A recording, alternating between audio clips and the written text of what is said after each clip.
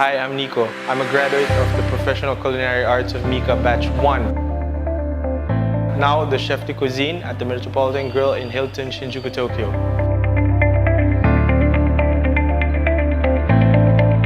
My dream was always to become a chef. So growing up with my mom, she always cooked in the kitchen every day. And growing up with her, I naturally had this likeness towards the kitchen. And then after that, I found out that, oh, there's a job that's called a chef. MIHCA became a part of my success. They taught me how to hold a knife. They taught me how to pan fry, saute, roast, broil, everything. They gave me the basics.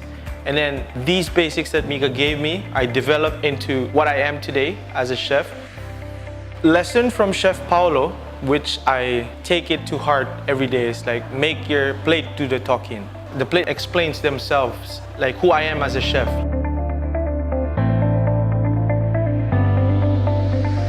My message to the fellow MIHCA students that are aspiring to become a chef: being a chef is a very difficult profession. It is very hard and it will break you. You need to have the passion for it. You have to have the love for it.